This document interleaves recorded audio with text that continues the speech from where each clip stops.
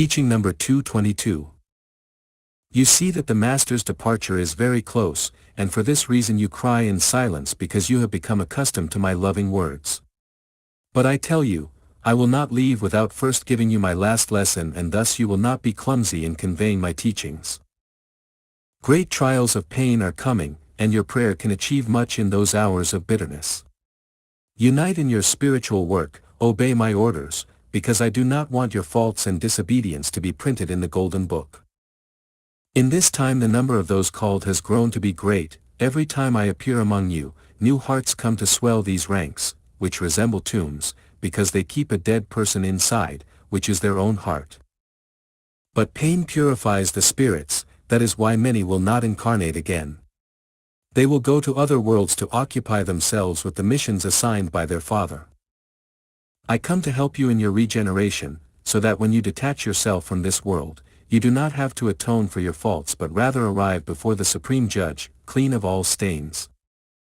Understand that everything you do to your brothers you do to me, because you are all part of me. Do not forget it, so that you can look at your Father in each one of your fellow men. Men come to feel pleasure in causing pain, but sooner or later remorse also comes as an inexorable judge, to judge you and wash you clean. If in this time you fulfill your lofty mission of regenerating yourselves and bringing your brothers to safety, tomorrow your name and that of my people will be pronounced with respect and gratitude, even in the most distant regions. Do not miss feeling the satisfaction of being able to worthily call yourselves my disciples after my departure, but you must be prepared to present yourselves in the provinces, cities and villages to teach the good news of my third testament, bearing witness with your works. In this time some human doctrines have apparently triumphed and there is a diversity of ideologies, but the hour is approaching in which a single idea prevails, in which humanity is unified in a single doctrine, and this will be spiritualism. The elements of nature will be responsible for awakening mankind, and whenever my truth is distorted, those forces will speak of my justice. My work will reach the ministers, the kings and lords of the earth, and you will contemplate them prostrate before my divinity. Then many books will disappear in the fire, and the book that my golden pens wrote under my dictation will emerge, for the knowledge of future generations. This book will be studied and curious people will look at it to know the future, for great chaos will foreshadow humanity. Everyone persevere in hope, because peace will be great after that chaos. And the bonanza will be very great, the same nature that sometimes seemed hostile to you, you will see her friendly in its different seasons. The mountains, valleys and hills will display exuberance and beauty. The trees will be loaded with good fruits, and health, well-being and peace will envelope human life. Today the earth is cleansed of all impurity, until it reaches a new virginity. When the plagues are about to be unleashed, I will give you a premonition, and I will speak to you in dreams so that you are warned and pray for others. You have not yet contemplated the beginning of the fight against my work, and you must wake up, because prepared people will fight it. Stop thinking too much about the needs of the body and think about the spiritual future of all humanity. My doctrine will spread throughout the world, but it will not be made known by the prevaricators. It will be my new apostles of humility and spirituality who testify with their works of charity and love for their Creator. Do not let humanity see that you are weak and that you have learned nothing from me. See that men will have much to learn from you. Do not imitate those who say, Lord, your will be done in me, and at the time of the trial, rebel and even dare to attribute imperfections to me. I speak to you simply, in your language, because I do not want to leave anything a mystery. In these last years of my stay among you, I will make known to you many lessons. O blessed people of Israel, who like tireless pilgrims are crossing the desert, stop for a moment to hear my word. My house opens its doors for all travelers who humbly knock on them. Quench your hunger and thirst, then you will never be hungry and thirsty again. You are going through days of trial, times of purification and restitution, but I am close to you, to help you to not faint in the trial. Do not think for a moment that you are weak, affirm yourselves in the certainty that you are the same people of past times. A strong people, courageous, a saving boat for the shipwrecked, a good travel companion, a friend, a brother and an example. The mission that I have now entrusted to you is to love. Love is the seed that I have sown in you, because it is the origin and the reason for all of my creatures. If you contemplate that I am wisdom, that wisdom springs from love. If you recognize me as a judge, that justice is based on love. If you consider me powerful, my power is rooted in love. If you know that I am eternal, my eternity comes from love, because love is life and life makes spirits immortal. Love is light, it is life and knowledge. And I have given you that seed since the beginning of time, the only one that I, as a perfect farmer, have sown in the lands that are your hearts. Today, in the third era, once again you stand up in the lands of the Lord, to sow that seed that you have found, but you have seen that not all lands are easy to sow, you have also seen that some bear fruit soon and others are late. Some you have found hard as rocks, others have been covered with weeds and tares and very few have been clean and prepared. Much is what you have had to work to clean those lands, and after sowing them, but when you have been patient and you have watered them with the water of your faith, you have been able to contemplate in the previously infertile lands, that the seed has germinated and grown and with them you have rejoiced. Those lands that seem to reject you at every moment, today are your joy, your hope and have brought peace to your spirit. There is your work, your eagerness and your efforts, you can no longer separate yourself from them. Keep watching and praying for those fields, because from the fruit that you pick you will be able to feed yourselves eternally, but for this fruit to give you a good taste and give you true life, you have to cultivate it with care, so that the seed becomes a plant and this becomes a corpulent tree with extensive branches that offer the traveler the welcoming shade and the abundant fruits that give life to great multitudes. And afterwards, that seed must return to the heart of the earth, to continue being born there, growing and bearing fruit until the consummation of time. How great is my joy to find myself among my disciples in these moments of true spiritual communion. It is the happy moment in which the Father feels the love of his children and they receive the paternal kiss that he offers them. It is the moment when you come and tell me, Father, we have worked according to your teachings, but since we are not perfect, we come to you as infants full of meekness and humility, to show you our sowing as it is today and so that you, Divine Master, with your love and wisdom, teach us, correct us and tell us how we should continue.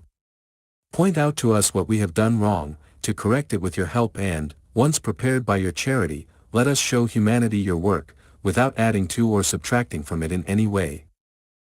I answer you, blessed are you because you trust in me, you know that you are not coming before an executioner or before an unjust judge, but that you are before a Father who is all love and teaching.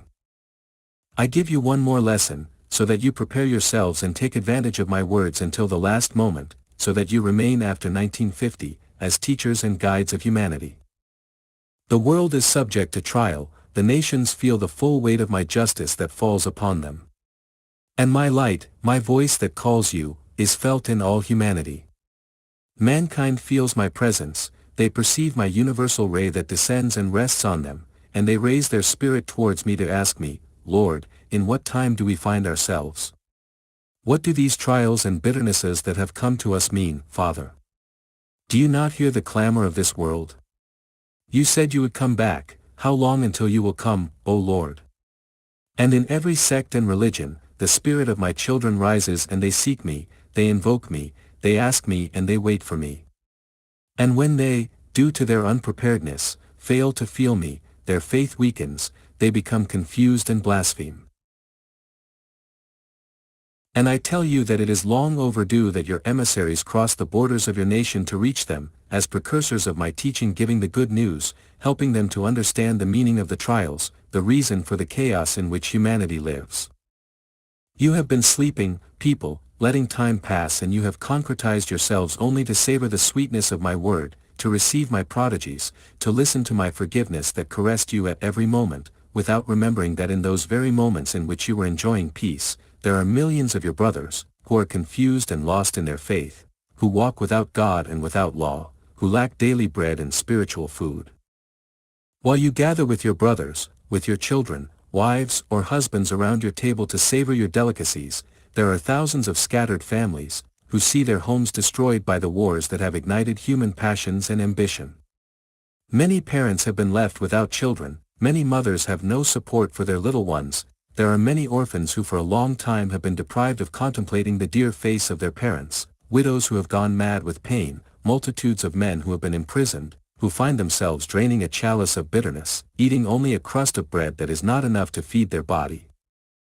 And if the material pain that nations are suffering is bloody, consider how much greater what the spirit is suffering will be.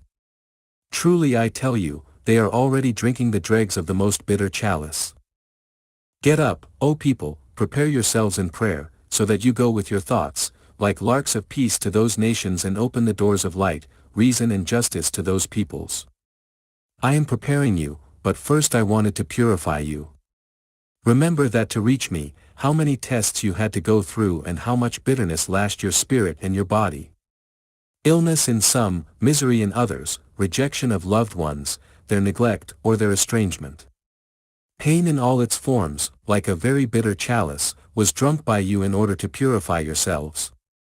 Your heart opened in the midst of the pain that was purifying you to come to recognize and love me. When you came to me, led by Elijah, the good shepherd, you came very humbly to ask me what I was going to do with you, because you humbly asked me that my will be done in you. And my will has been to teach you love, forgiveness and charity in all its forms. I have given you gifts, faculties and graces for them. I still remain among you, because you have not yet taken advantage of and assimilated my divine teaching. You have not yet come to understand the greatness of my divine teaching in all its magnitude. You are not ready for the fight yet, and that is why I will continue to speak to you until the end of 1950. This doctrine has not only come to save my chosen people, but all the nations of the earth. I will save my children from all slavery or captivity so that they feel as masters of themselves and do not fall back into the captivity of ignorance or fanaticism, and when they have achieved absolute liberation, they can go save their brothers. Today you are purifying your customs and practices, both spiritual and human.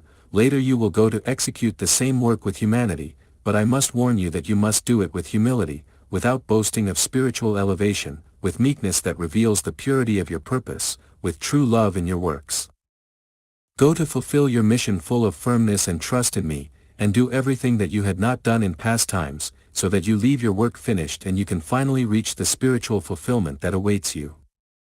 If this world has been a valley of tears until now, it is because man has departed from my law. I formed a paradise for him and made many of the first spirits incarnate in the first bodies, without ceasing to be angels. I wanted that when they came to earth, they would not lose their grace and live in peace and conformity, but man did not want it that way, and his weakness and ingratitude, his lack of spirituality gave rise to a world of pain and struggle. The man has suffered to work his daily bread, and the woman has accompanied him on his path of pain and vicissitudes. But this world that has been the valley of tears for so many ages, will become a valley of peace, when you, my first disciples, have redeemed yourselves and go everywhere giving testimony of me, with your good works. This planet that has received spirits in different degrees of elevation, most of them delayed, will receive in its bosom beings of great elevation, who will be able to communicate with me, from spirit to spirit. And each passing generation will live with greater purity, until the kingdom of heaven is established in the hearts of men. To achieve all this, you will have to fight within your own home so that you make it a temple of love and teaching of my law, where parents are my representatives on earth for their children and children are for their parents, jewels of great value, tender plants that must be cultivated with love. May the man in his farm field, in the work that has been assigned to him, carry as a banner the fulfillment of his mission with strength, that the woman be the loving companion of the man and the selfless mother, so that both, together with their children, bless the bread that gives them sustenance. I want you to take the bread of my teaching with you wherever you go and preach with humility, because there will be those who contemplate your life, intrigued, wondering, who are these who know how to live with so much love and simplicity? Who are these who know how to be happy with a crust of bread and who, despite their scarcity, appear healthy and strong and do not need to resort to men of science for their advice or health? And when they arrive to ask you who has taught you, you will tell them, the Divine Master in Spirit, who has come to us in the third era, in fulfillment of his promise made in past times. I want you to bear witness to me with your deeds, because humanity is fed up with words. There you have many of your brothers who strive to preach the gospel, and despite the fact that it is the word that I gave you in the second era, they have not been able to save humanity in this third era, because they have lacked the practice of good works, the example. For these very words, my apostles gave their lives. They knew well how to imitate me and sealed with their blood the fulfillment of their mission. Today I do not come to ask for your blood, nor for you to sacrifice your life. What I ask of you is love, sincerity, truth, selflessness. Thus I instruct and teach you, thereby preparing the disciples of my divinity in this third era, for I see you contemplating the course of the world with indifference, and it is because you do not know how to penetrate the hearts of humanity where there is so much misery and so much pain. There is great inequality, because I see lords who only lack the crown to name themselves kings, and I see subjects who are true slaves. Hence the conflict has ignited. Among those enriched gentlemen in the world there are many who call themselves Christians, but I tell you that they barely know my name. Those who do not see their neighbors as their own, who accumulate wealth and seize what belongs to others, these are not Christians, because they do not know compassion. The fight between the spiritual and the material will come. Humanity will enter into that conflict. How much suffering will have to be endured, so that the triumph of justice arrives. From this conflict of doctrines and ideas, my teaching will emerge as the beam of a lighthouse in the midst of a storm. Understand through my word the situation that will overwhelm humanity, and then you will have better judgment to know what you must do so as not to remain inactive. Understand that the only spiritual treasure you must fight for is that of my law. You have sacrificed the symbols through which you worshipped me yesterday, to give way to a more perfect idea. However, see how even in this time peoples rise up disputing the possession of that land and those places where in past times I manifested myself. I have made many symbols disappear, but men do not lack reasons for their idolatry and fanaticism. I tell you that before the coming generations bow down before the idols of today, my justice will destroy them, and the only columns that resist the power of my justice will be those that support the sanctuaries raised in the depths of your heart, sanctuaries of the faith, of peace and brotherhood, because the spiritual is indestructible. My spiritual doctrine in the third era, when the earth is already prepared, will reach the heart of humanity meekly. Its triumph will not be achieved with blood or offenses. Spiritualism will be established by understanding each other. No one who tries to impose my doctrine by force will be a soldier of the truth, because my doctrine does not come in the spirit of material conquest, because if in the second era in which I came to prepare you to reign in your heart I told you that my kingdom was not in this world, today I come to elevate your spirit to reign in it. How could I tell you otherwise?